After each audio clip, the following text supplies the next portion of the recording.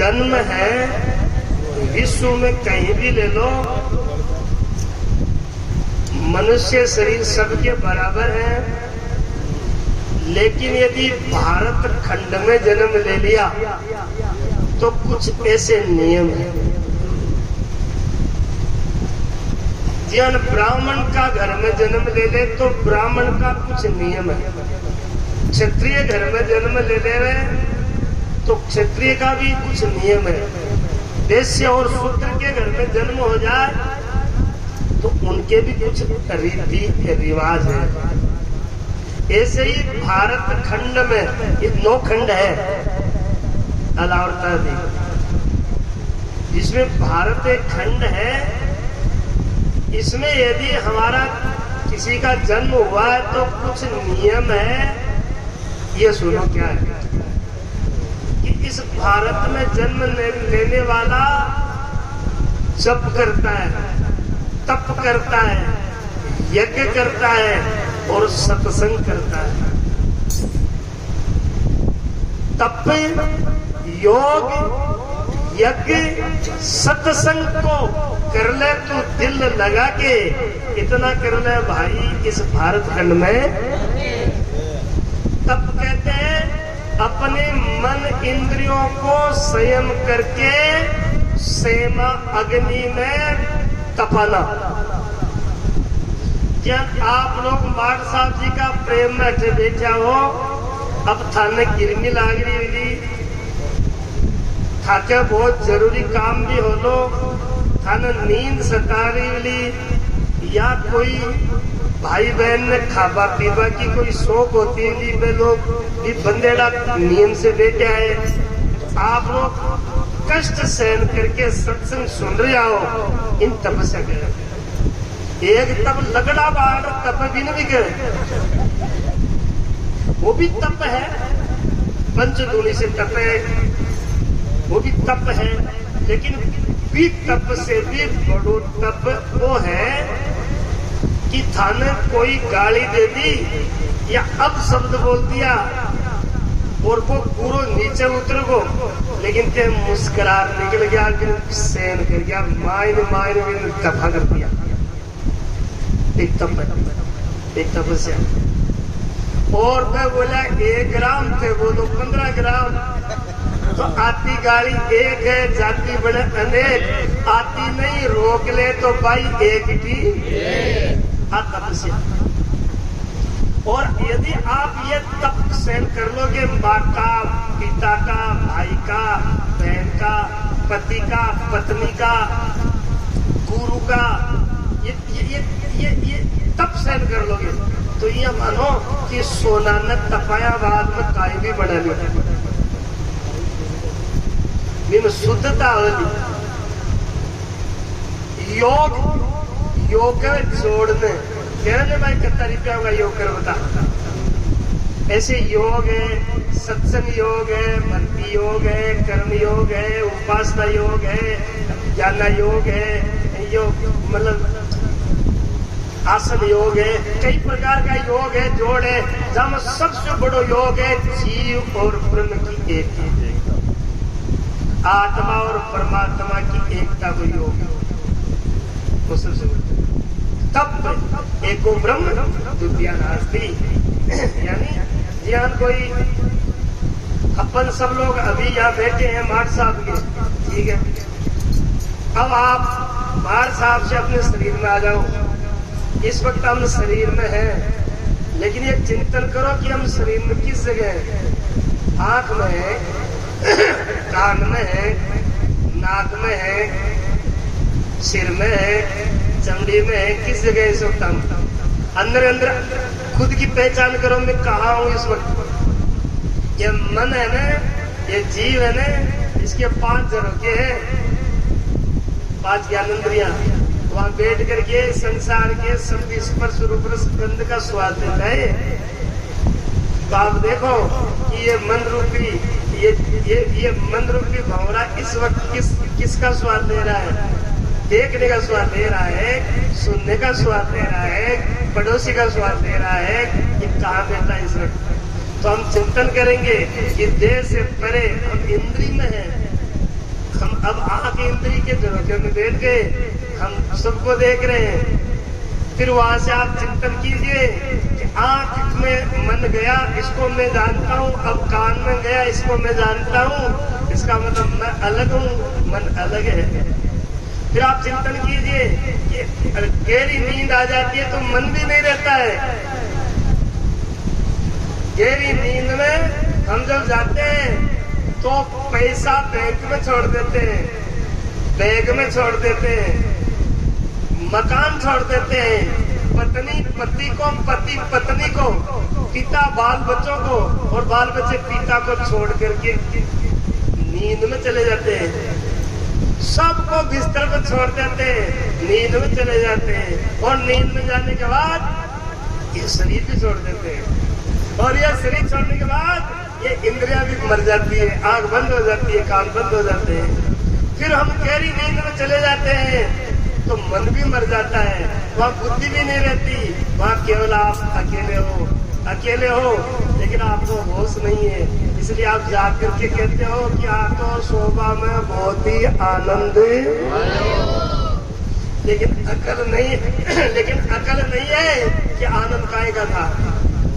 लेकिन यह बात पक्की है कि पत्नी को छोड़ा या पत्नी पति को छोड़ी या बच्चे माता पिता को छोड़े या गुरु चेला को छोड़ा या चेला गुरु को छोड़ा, इस शरीर को छोड़ा, इंद्रियों को छोड़ा, मन को छोड़ा, अंतःकरण को छोड़ा, अंदर अहंकार को छोड़ा, बुद्धि को छोड़ा, सबको छोड़ने के बाद जब अकेला होता है तो यह आनंद होता है। ये निश्चित है, अकेला ही आनंद होता है। यदि कोई खड़बड़ाहट होती है तो आनंद होता ही, यदि गहरी नींद नहीं आई है तो आनंद नहीं आएगा आपको। किसी कोई कहेगा मेरा सोना बिगाड़ दिया, मेरे को आनंद नहीं आया सोने, नींद अच्छी नहीं आई। ऐसे ही जब तुम नींद में अकेले होते हो तब कहते हो आनंद आ गया। ऐसे कभी कभी सत्संग में बैठ करके ज्ञानी गुरु के साथ अकेले हो जाओ। शरीर में नहीं हूँ, इंद्रिया में नहीं हूँ, मन में नहीं हूँ, बुद्धि में नहीं हूँ, अहंकार में नहीं हूँ, मैं अंतःकरण नहीं हूँ, मैं यह चिदाभास भी नहीं हूँ, मैं आत्मा हूँ, मैं कुटस्थ हूँ, मैं ब्रह्म हूँ। ऐसा ज्ञान को आत्मज्ञान कहते हैं। और ये बाहर जो प्रपंच दिखाई दे रहा है, ये जो संसार दिखाई दे रहा है, दृश्य पदार्थ, इनका अधिष्ठान ब्रह्म है और ये प्रपंच झूठा है। इस जगत ये ब्रह्म के अज्ञान से ये जगत की प्रतीति होती है, अधिष्ठान का ज्ञान अज्ञान से ये जगत प्रतीत होता है। और इस जगत का अधिष्ठान ब्रह्म है और अंतःकरण को प्रकाश करने वाला साक्षी है, चेतन है, दोनों चेतन है। और वो चेतन कैसे है? साक्षी ब्रह्म स्वरूप है, नहीं भेद को गंध, राग द्वेष मति के धर्म काम मानत अंध। इसका मतलब ब्रह्म और आत्मा कुटस्थ साक्षी दोनों एक है, ऐसा ज्ञान हो जाना ब्रह्म ज्ञान है। और इस जगत के अधिष्ठान को और अंदर कुटस्थ को ब्रह्म आत्मा ऐक्य बोध हो जाना, इस हमारे वेदों का, महात्माओं का, विद्वानों का एक लक्ष्य है कि इस प्रकार से उनकी एकता कर दी जाए। अर्थात सर्व खलम इदं ब्रह्म में नानास्ति किंचन। ज्ञान माटी से घड़ो बनो और घड़ा बनने के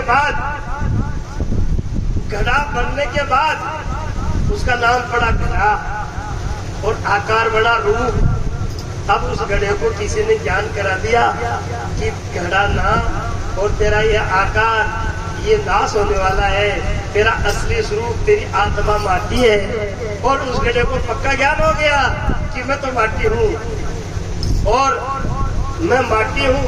और उसको ये पक्का निश्चय हो गया कि घड़ा बनने से पहले मिट्टी था, घड़ा बन गया तो भी मिट्टी हूँ और घड़ा मिट जाएगा तो भी मिट्टी हूँ।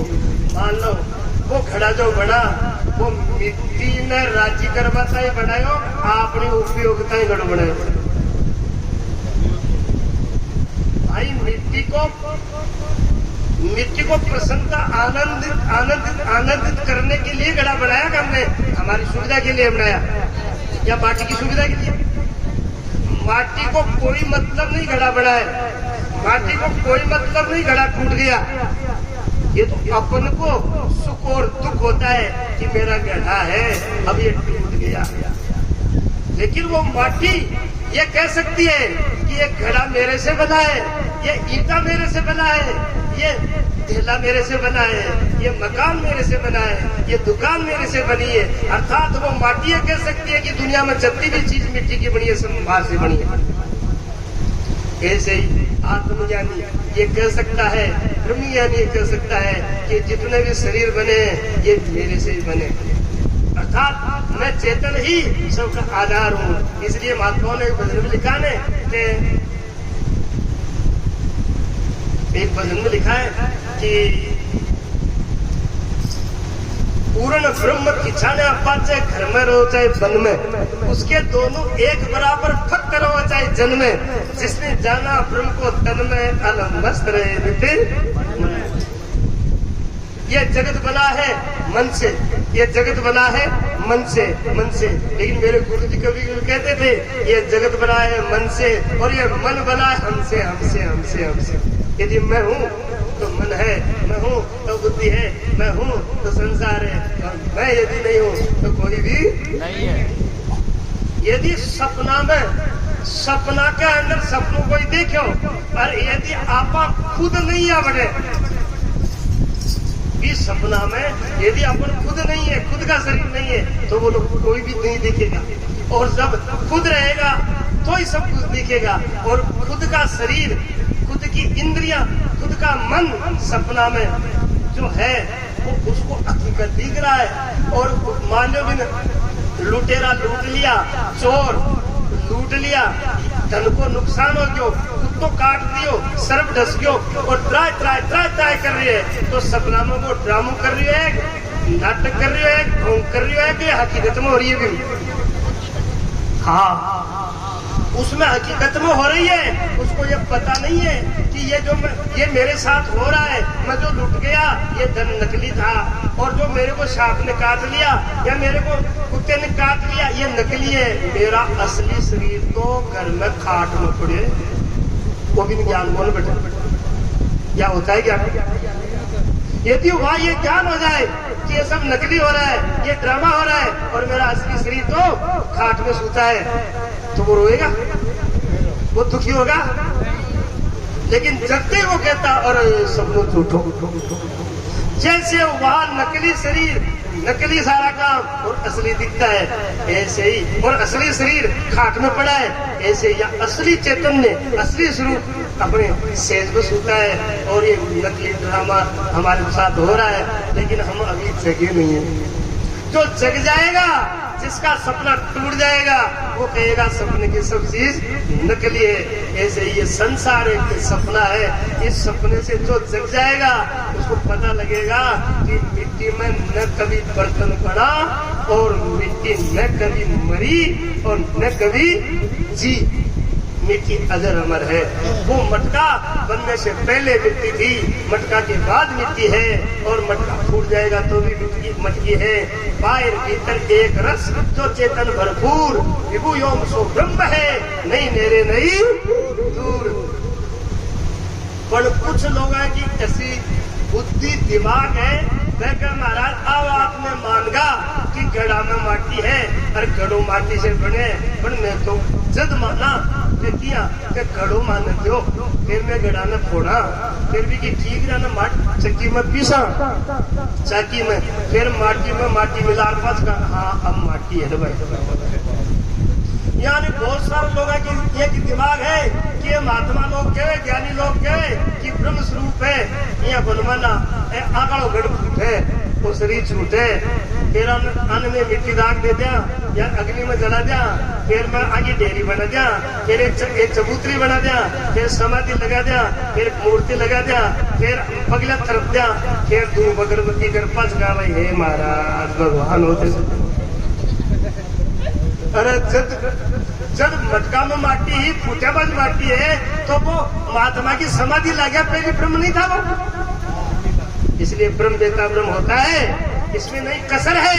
अचराम अचल सदाई आत्म अजर ब्रह्म बेता ब्रह्म भवती। ये बात एक पद में लिखी है, तप योग कर, ज्ञान योग कर, सत्संग को तप योग यज्ञ। यज्ञ आप लोग जानते ही हो, ज्ञानाग्नि में ये इंद्रियों की कुर्तियों को दफा कर देना, ये ज्ञान यज्ञ। सत्संग, सत्य स्वरूप के साथ सत्य क्या है, असत क्या है, सत्य असत का ठीक ठीक प्रतीकीकरण करके असत को छोड़ दिया जाए और सच्चिदानंद स्वरूप में हूँ ये सत्य है, ऐसा जान लिया जाए, यही सत्संग है। तप योग यज्ञ सत्संग को कर ले, दिल लगा के इतना कर ले भाई। इस भारत खंड में आके, इस भारत देश की ऐसी गरिमा है कि यहाँ कैसे होता है। तो कहते हैं यदि स्वर्ग तुझको जाना, यदि तू चाहे कि स्वर्ग में जाऊं तो कर यज्ञ दान नाना, तू सात्विक सकाम अश्वमेध यज्ञ कर, वाजपेयी यज्ञ कर, तुझे स्वर्ग की प्राप्ति होगी। यदि स्वर्ग तुझको जाना कर यज्ञ दान नाना, यदि ब्रह्म में समाना तो मिट जा रे दुई मिटा के, द्वैत को खत्म कर दे। एक बात अद्वैत, एक सेकंड के लिए गाय का सिंह पर राय को दानो, ठीक है, इतनी सी देर एक बार तू नंगा हो जा, एक बार तू निर्लेप हो जा, एक बार अपने चैतन्य स्वरूप की स्मृति कर ले। कोई बोला महाराज इतनी सी देर में, कहा फिर आगे इस संसार को एक नियम है, एक नियम है कि कोई आदमी शराब कौन पिए के लिए एक बार क्यों सिखा दे ना, आप सीख लो, फिर दोबारा भी पापा की जरूरत बोलो तो आप भी बदल जाए। पति पत्नी के सहयोग से यदि गर्भ स्थापित हो गया तो फिर पति की जरूरत को नहीं, अपने आप बढ़ जाएगी और परिपक्व होकर के बाहर निकल जाएगा। ऐसे ही एक बार गुरु के उपदेश से ब्रह्म का अनुभूति हो गया तो गुरु की बड़ी जरूरत को नहीं, फिर धीरे अपने आप जैसे बच्चा पकड़ के बाहर निकलता है, ऐसे एक दिन उसको आनंद आता रस आता वो अपने स्वरूप में स्थित हो जाएगा, जीते जी समाधि लगी जाएगी। तो कहते हैं कि यदि स्वर्ग तुझको जाना चल यज्ञ दान नाना, यदि ब्रह्म में समाना मिट जा रे दुई मिटा के, इतना कर ला भाई इस भारत खंड में आके। एक बार कोई गई जी आया सगाई करवा, जो पहली के टाइम की बात है तो औरतें घूंघट ज्यादा निकालती, ज्यादा लंबो घूंघट काटती, अब आजकल तो घूंघट करता है अटकी। तो जीम लिया भोजन दे सका और पचे ब्याह जी को घूमवा गया, हर बात ज्ञान जी है न जो बर्तन मांझी वो ठनम देवी बेटी और उघाड़ रखो घूंघट में, जो ब्याह जी घूमता है, ब्याह जी में कोई खेताराम जी जैसा होला, देखो तब उन्होंने शायद दिन बर्तन मांजती साफ करते देख ली अच्छी तरह, ब्याह जी भी देख ली, बयान जी वो मुख बयान जी ब्याह जी को देख लियो, कुछ बात छुट घूंघट काट लियो, घूंघट काट लियो तो ब्याह जी भी कोई मजाक की हो, वो बोलियो बयान जी मैं तो देख तो लियो थे कताई घूमता गदो, मैं तो देख तो लियो एक बार ते कताई घूंघट काटो बोली। यहाँ थे कि नाम रूप को पर्दो है ब्रह्म के, अस्थि भांति प्रिय सिंधु में नाम रूप जंजाल, और नाम और रूप को पर्दा ही पर्दा ने एक बार हटा दियो थे, एक बार देख लियो सच्चिदानंद, बस फिर काम हो गयो, फिर कताई पर्दा क्यों बोली। फिर एक अर्थ में तो राम भी लक्ष्मण के लिए रोते हैं, सीता माता के लिए राम भी रोते हैं, एक अर्थ में तो भगवान कृष्ण के भी बाण लगता है, एक अर्थ में तो हमारे गुरु लोग भी शरीर छोड़ते हैं, सुखी दुखी होते हैं। और व्यासपीठ से बोल रहा हूँ ये सब मेरे में भी होता है जो आप में होता है, लेकिन फर्क इतना ही है, ज्ञानी और अज्ञानी में फर्क इतना ही है कि एक बार जोरदार आंधी आई, धूल भरी, सब नदी को बंद हो गयो, बट एक आंधो हो और एक सूरज तो हो, दोनों नदी को बंद हो गयो। लेकिन जब आंधी धीरे धीरे शांत हुई और आंधी की धूल मिट गई और मौसम साफ हो गयो तो फिर सूझतान तो दीग बार लगियो, पर आनंद अब भी बस ज्ञानी में अज्ञानी में यही फर्क है। अज्ञानी हमेशा ही वो अज्ञान में रहता है, अंधकार में रहता है, आंधा बना रहता है, और ज्ञानी कभी कभी आंधा होता है परिस्थिति में, काम में, क्रोध में, लोभ में, ज्ञानी भी आंधा होता है, लेकिन समझ जाता है, संभल करके वो अनुसंधान करता है तो वो ऐसे हो जाता है जैसे सूझता रहता है, जैसे अच्छे आंखों वाला अपने होश में आता है। ये वास्ते लिखी है कि ऐसी रची विदाता है सूर्य मुख की दाता, एक कर्म भूमि माता, तो ले जाए यहाँ कमा के, इतना कर ले भाई इस भारत खंड में आके, इस देश की अगरचे नहीं कमावे मत गांठ की कमावे, तेरा किया तू पावे मत जा रहे भारत ले जाके। कोई बोले महाराज थे तू क्यों पाओ तो माँ का करेगा मैं बरसा, थाने हमारे सामने का मतलब है कि काड़ो दुख पा रहे हो कि था को जन्म सुधार लो कि माँ के लिए की दुख पाओ। तो कह संत अचराम जी आवाज बिल्कुल सही है, अपना कर्म किया समझाई इसमें झूठ मान मत राई। आवाज सत्य है कि गुरु की करनी गुरु जाएगा, चेला की करनी चेला। ये बात सत्य है कि बाप का कर्म बाप के लगेगा, बेटा का कर्म बेटा के लगेगा, पति का कर्म पति भोगेगा, पत्नी का कर्म पति भोगेगी। लेकिन भारत में तुमने जन्म ले लिया तो कहते हैं यार कोई परिवार को या 12 वालों को एक बड़ो परिवार है जिन 100 आदमी है। अरे एक आदमी बहुत व्यापार ऊंचो व्यापार करके पैसा कमाया, जोरदार मकान दुकान प्लाट गाड़ी घोड़ा धर्म पुण्य सब कुछ कर दिया, फिर बाद में लेकिन आदत गलत पड़ गई पीवा की और वो रोज का पी और पूरा परिवार के बीच में पीर बैठे उल्टी उल्टी बातें करे। जब परिवार का लोग मित्र बोले 100 आदमी, अरे तुम माँ का परिवार के अंदर ऐसे काम मत कर ऐसे। बोले सुनो पैसा तुमसे सबसे ज्यादा कमाया, विकास तुमसे सबसे ज्यादा किया है और प्रचार मेरा समाज में सबसे ज्यादा है और मेरे पैसे से पीता हूँ, तुमको क्या तकलीफ है। मारसा बोला पीओ तो थारा पैसा दी है भैया पण कुल में दाग लागे जाए तू माँ का कुल में रहो, थारे पाचे तू एक पियो जाए तो स्वाद में दाग लागे। तो बाकाड़ो भाई बाकाड़ो बच्चों बाकाड़ो बेटो तो भैया तू कुल में दाग मत लगावे और थारा तो पैसा कमाए डायर तू थारा नहीं खर्च करे तो माँ के तो भाई काटो बोले। अरे तू छोड़ दे तो मन को लाभ कौन, अरे तू पीवे तो माँ को कोई नुकसान कौन है, लेकिन कुल के दाग लागे। यानी अचराम जी महाराज कह रहे हैं अरे थे भारत में जन्म लिया तो सब भारतवासी भाई भाई है, सब भाई बहन है। अरे थाका करेड़ा तो थे बरेला, लेकिन ये भारत देश के कुल के दाग लागे, भारत माता की संस्कृति के दाग लागे है, क्योंकि इस संस्कृति में जो जन्म लियो वो विकास करे है, वो विनाश को लियो और कोई विनाश के रास्ते मत जाओ। ये वास्ते लिखी है कि इस देश की बढ़ाई देवों ने बहुत सराई, अचराम थोड़ी सुनाई भारत का गीत। इतना कर ले भाई इस भारत खंड में आके सब लोग बड़ा प्रेम से सुना। और मैं आप लोगों से निवेदन करूं कि अब की बार गुरु पूर्णिमा 13 जुलाई की आ रही है, एक बहुत बड़ा आयोजन ब्रह्म विद्या सत्संग सेवा ट्रस्ट करण संघ ने रखा है। उन्होंने पंपलेट छपाए हैं, सुबह 7 बजे से शाम तक प्रोग्राम चलेगा, सत्संग कथा चलेगी। आप सब लोगों ने शीघ्र निमंत्रण है, परिवार सहित इष्ट मित्र सहित आप सत्संग गुरु पूर्णिमा को आनंद लीजिए और सब लोग पूर्णिमा को व्रत आश्रम का महाप्रसाद से खोल दो। और पहले दिन शिवदनी है, पूरे दिन सुबह से शाम तक, दोनों दिन यानी 12 और 13 2 दिन को प्रोग्राम है।